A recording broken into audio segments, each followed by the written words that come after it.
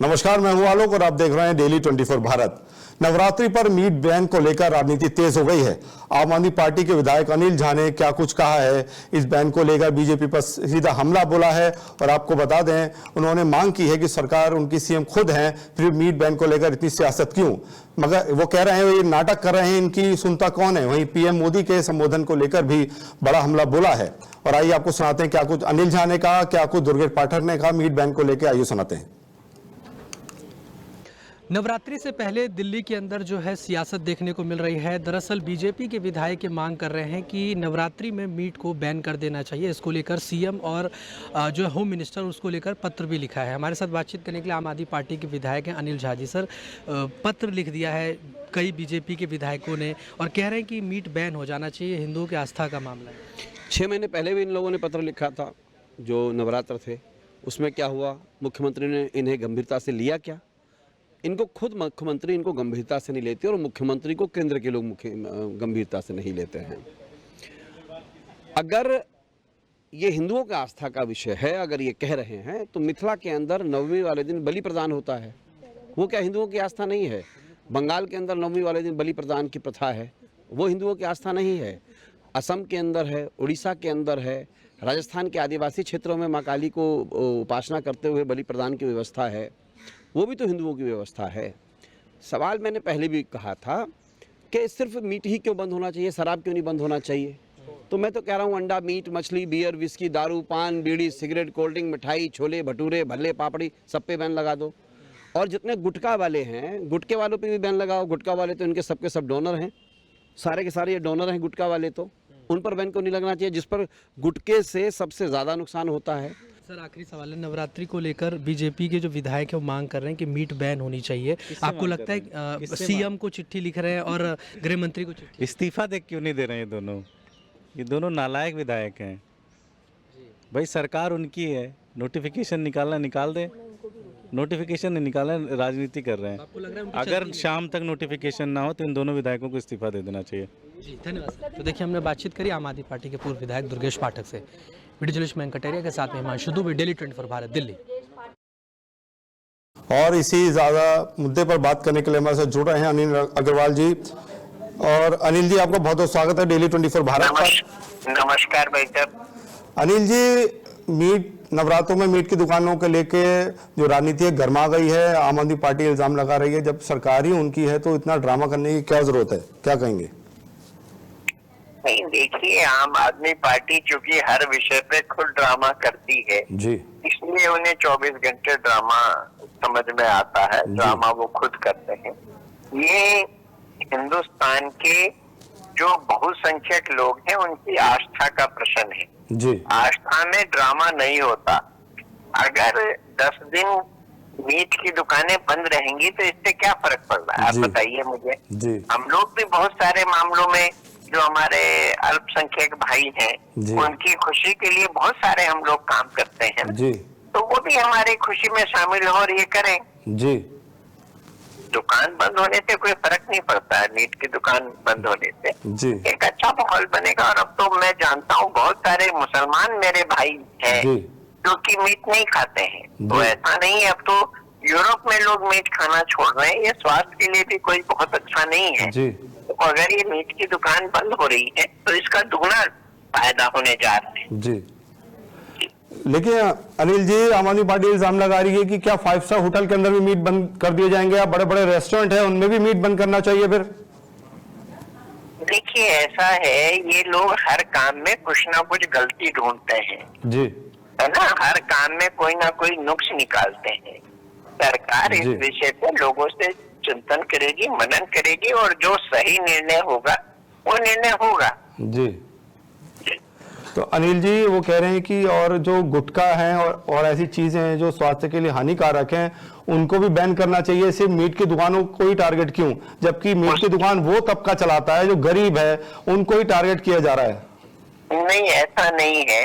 देखिए, गुटखे पे भी सरकार ने धीरे धीरे अपनी नीति में इस प्रकार का बदलाव लाया है कि लोग स्वतः छोड़े। अब जैसे गुटखे पे 40% का जीएसटी लगाया जी, तो लोग धीरे धीरे छोड़ेंगे। जो लोग एडिक्ट हो चुके हैं उनके लिए धीरे धीरे एक तरीका है, और हम लोग जो भी चीजें जनता के हित की हैं वो सब करेंगे। आप देखिए, आज ही माननीय प्रधानमंत्री जी का भी संबोधन था, मैं कुछ समय पहले सुन रहा था। कल से इस देश के लिए एक आर्थिक रूप से इतना बड़ा उपहार माननीय प्रधानमंत्री जी ने दिया है कि बहुत सारी चीजों पे जीएसटी 0 हो गई है या 5% हो गई है जी, जबकि पुराने जमाने में टैक्सेस का एक बहुत बड़ा मकरजाल हुआ करता था जी। तो सरकार धीरे धीरे सब चीजें कर रही है। मेक इन इंडिया के माध्यम से सरकार देश को मजबूत कर रही है जी। और हर तरफ काम हो रहा है, हर तरफ सुधार हो रहा है। कोई जादू नहीं है छड़ी सरकार के पास की डंडा चलाया हो गया, लेकिन हम लोगों के एजेंडे में है। और माननीय प्रधानमंत्री जी का बड़ा स्पष्ट है, सबका साथ सबका विकास। उसमें पूरे हिंदुस्तान के 140 करोड़ भारतीय आते हैं, उसमें कोई एक जाति, एक वर्ग, एक धर्म, एक संप्रदाय नहीं आता जी। लेकिन अनिल जी, मैं आपसे पूछना चाहूंगा, ये जो मीट की दुकानें क्या वाकई बंद होनी चाहिए? और अगर ये खुली भी रहती है तो जो लोग नहीं खाते हैं वो तो खाते ही नहीं है, जो खाते हैं वो कहीं से भी खा सकते हैं। इसमें इतना मतलब राजनीति करने की क्या आवश्यकता है? ये राजनीतिक प्रश्न है ही नहीं, ये आस्था का प्रश्न है जी। ये आस्था का प्रश्न है। देखिए, उनके यहाँ भी कुछ जानवरों का मीट नहीं खाते ना, तो कोशिश की जाती है कि वहाँ उस तरफ ये सब चीजें ना हो। तो हिंदुओं के लिए ये एक बड़ा पर्व है नवरात्रि का, तो इसमें 10 दिन भाई ऐसा तो है नहीं हम कह रहे हैं कि किसी को खाना नहीं खाइए, आप खाना खाइए, आप अच्छे से खाना खा लीजिए, बाकी चीजें खाना खा लीजिए जी। गरीब आदमी ऐसे भी रोज मीट नहीं खा पाता भाई साहब, उसकी कॉस्ट इतनी हो जाती है, तो वो कहाँ, जो गरीब के नाम पे सब ये कह रहे हैं, ऐसा नहीं है।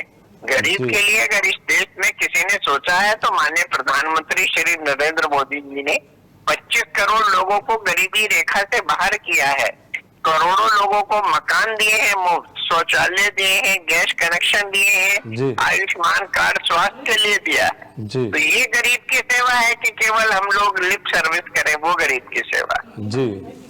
अनिल जी, बहुत बहुत धन्यवाद हमसे जुड़ने के लिए, इन तमाम जानकारी साझा करने के लिए।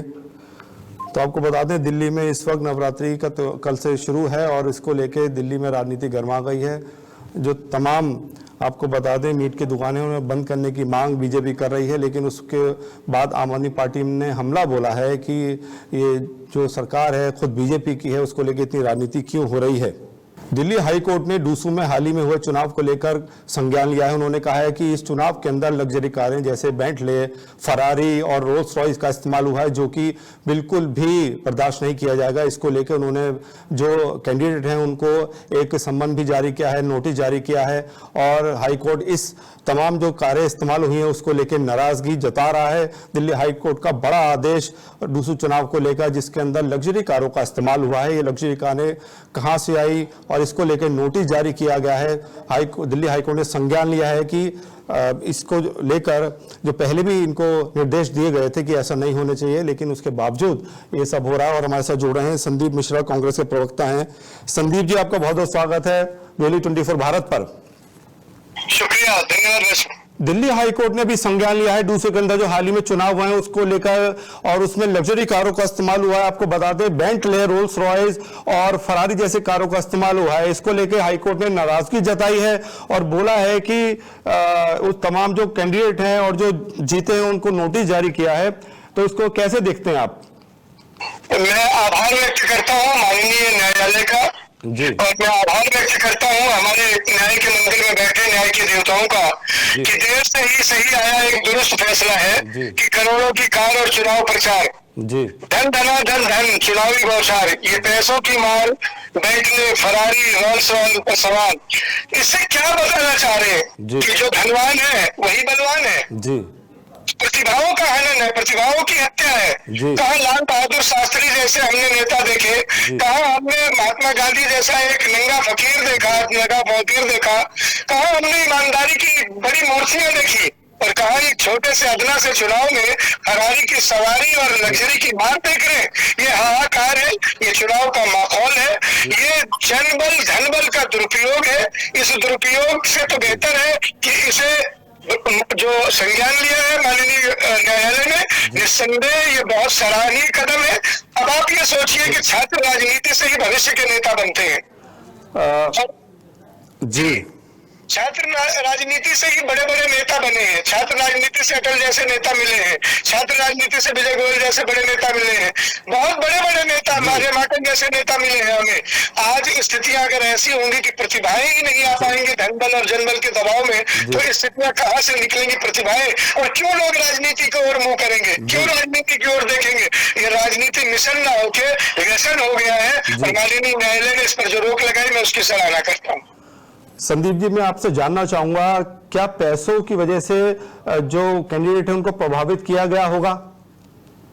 देखिए, मैं ऐसा कोई आरोप नहीं लगाऊंगा, लेकिन ये भी तो प्रभावित ही है कि अगर आप 10 करोड़ की फरारी लेके और रोल्स रॉयस लेके आप चल रहे हो, तो उस चमक की चकाचौंध में भी तो अपने वोटों का प्रभाव डाल ही रहे हो ना। आज कोई बच्चा साइकिल पर बैठ के क्या प्रचार करके की हिम्मत कर पाएगा? कोई बच्चा क्या स्कूटर पर जाके घर घर वो प्रचार कर पाएगा? किसी की फरारी के आगे किसी की साइकिल, किसी का रिक्शा, किसी का ऑटो रुकेगा? किसी की मारुति 800 वैगनार कहीं किसी रोल्स रॉयस के वेंटिले के आगे टिक पाएगी?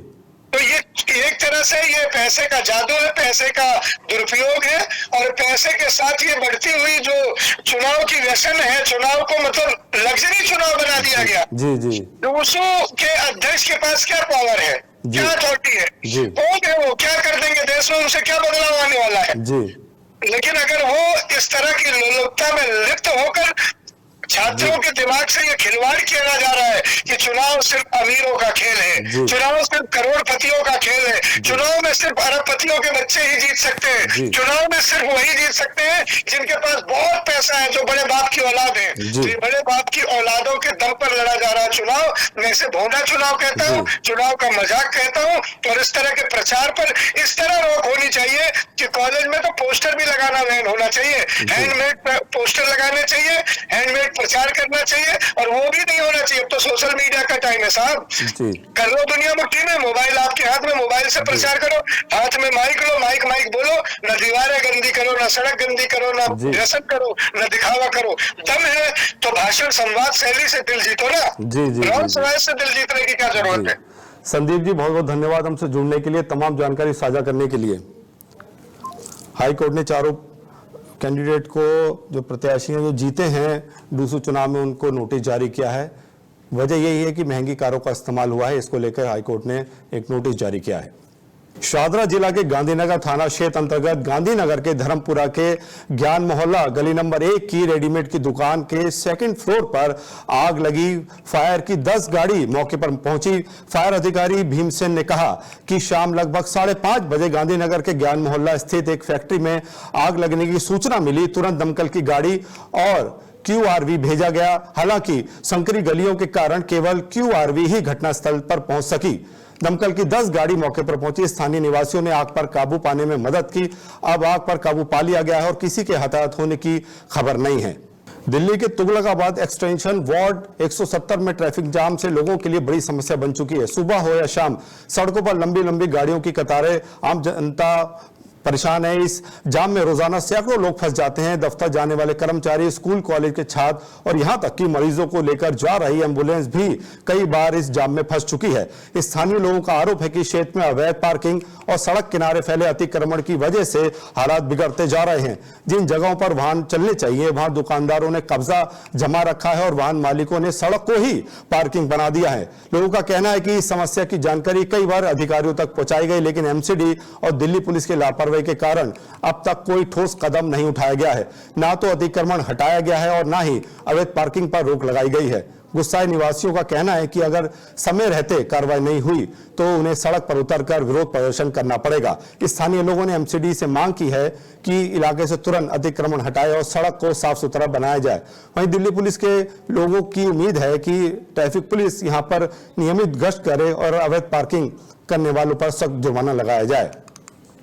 आपको बता दें, तुगलकाबाद एक्सटेंशन की जनता अब सिर्फ वादे से नहीं बल्कि ठोस कार्रवाई चाहती है। लोगों की साफ मांग है कि जिम्मेदार विभाग MCD और दिल्ली पुलिस मिलकर इस समस्या का स्थायी समाधान करे ताकि आम जनता को जाम से छुटकारा मिल सके। दिल्ली के खानपुर वार्ड 167 से एक गंभीर मामला सामने आया है। स्थानीय लोगों का आरोप है कि यहां एमसीडी बिल्डिंग विभाग के जूनियर इंजीनियर की शय पर कुछ कर्मचारी और अवैध वसूली का धंधा चला रहे हैं। लोगों के मुताबिक 2 लोग, जिनके नाम संजय और अभी बताए जा रहे हैं, खुद को बिल्डिंग डिपार्टमेंट का बेलदार बताकर इलाके में सक्रिय हैं। आरोप है कि ये दोनों मकान निर्माण कराने वाले लोगों से जबरन पैसे वसूलते हैं। निवासियों का कहना है कि अगर कोई भुगतान करने से इनकार करता है तो उन्हें कार्रवाई की धमकी दी जाती है। इससे स्थानीय लोग खासे परेशान हैं और निर्माण कार्य चलाने वाले लोगों को भी दिक्कतों का सामना करना पड़ रहा है। लोगों का आरोप है कि इस पूरे खेल में बिल्डिंग डिपार्टमेंट के जेई की सीधी मिलीभगत है, जिसके कारण शिकायतें दबा दी जाती हैं और अवैध वसूली का सिलसिला लगातार जारी है। अब लोगों की मांग है कि एमसीडी और दिल्ली पुलिस तुरंत इस मामले में जांच करे और आरोपियों के खिलाफ सख्त कार्रवाई की जाए, ताकि इलाके में चल रहे इस गोरख धंधे पर रोक लग सके। दिल्ली के ग्रीन पार्क जोन में आज सफाई कर्मचारियों की आवाज बुलंद होती नजर आई है। लंबित लोगों को लेकर यूनियन ने जोन कार्यालय के बाहर विशाल धरना प्रदर्शन किया। प्रदर्शनकारियों का आरोप है कि उनकी वर्षों पुरानी मांगों को नजरअंदाज किया जा रहा है और हालात अब असहनीय हो चुके हैं। धरना सुबह 10 बजे से शुरू हुआ, जिसमें बड़ी संख्या में सफाई कर्मी शामिल हुए। उन्होंने प्रशासन के खिलाफ जमकर नारेबाजी की और अपनी मांगों को लेकर आक्रोश जताया। कर्मचारियों ने सबसे पहले 448 रिक्त पदों का मुद्दा उठाया, जिन पर एक दिन के ब्रेक की वजह से भर्ती की प्रक्रिया अधर में लटक गई है। यूनियन का आरोप है कि सुपरवाइजर ब्लॉक फ्लॉप के तहत कर्मचारियों से 16-16 घंटे की ड्यूटी करवाई जा रही है, जिससे मानसिक और शारीरिक रूप से शोषण का शिकार हो रहे हैं। 2021 से लंबित जीडीएस परीक्षा का परिणाम अब तक घोषित नहीं किया गया है और 2016 से रुकी प्रमोशन प्रक्रिया को भी अब तक चालू नहीं किया गया है। प्रदर्शन में पेंशन, मातृत्व अवकाश, ठेका कर्मचारियों को स्थायी करने जैसी कई अहम मांगे भी उठाई गई हैं। यूनियन नेताओं ने चेतावनी दी है कि जब तक मांगे नहीं मानी जाती, आंदोलन जारी रहेगा। ग्रीन पार्क के सफाई कर्मचारियों ने प्रशासन को साफ संदेश दिया है कि अब सिर्फ वादे नहीं, इन्हें ठोस समाधान चाहिए। एशिया कप में आज इंडिया पाकिस्तान का क्रिकेट मैच होने जा रहा है। इसको लेकर आपकी मुख्य प्रवक्ता प्रियंका कक्कड़ ने बड़ा हमला बोला। उन्होंने कहा कि आईसीसी और बीसीसीआई में अपने लोग हैं, फिर इनकी क्या मजबूरी है? क्या देश की भावना से बढ़कर मैच है? उन शहीदों का क्या, जिन्हें पहलगाम ऑपरेशन सिंदूर में जान गंवाई? आइए आपको सुनाते हैं उन्होंने क्या कुछ बयान दिया है।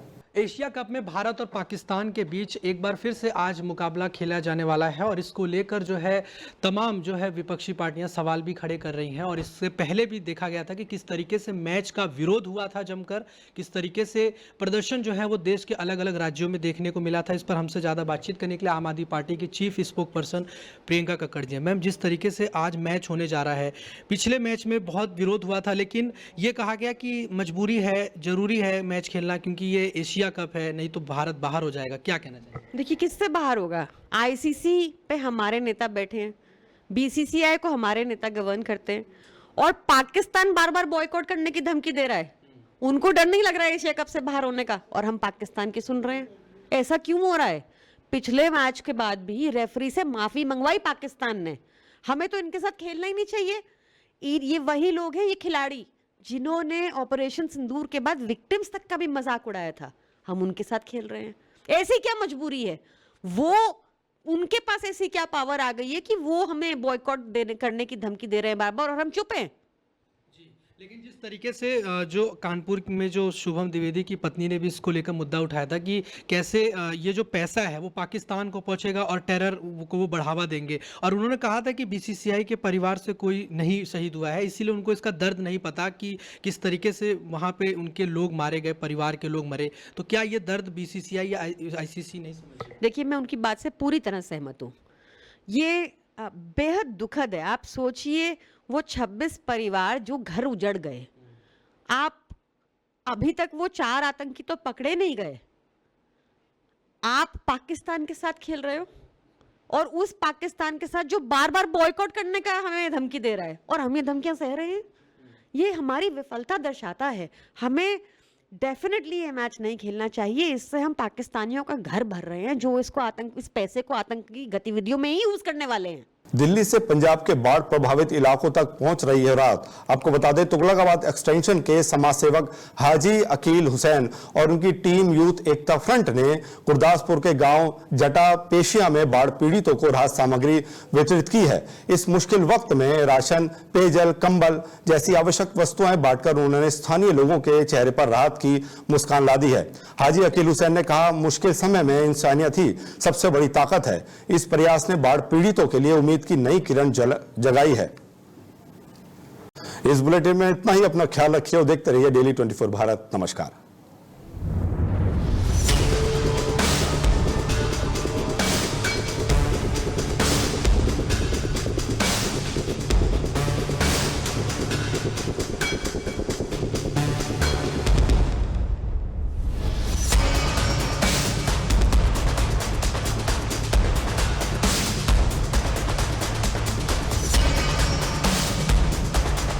नमस्कार, मैं रमेश ठाकुर। जल्द ही डेली 24 भारत पर होगा हाई अलर्ट।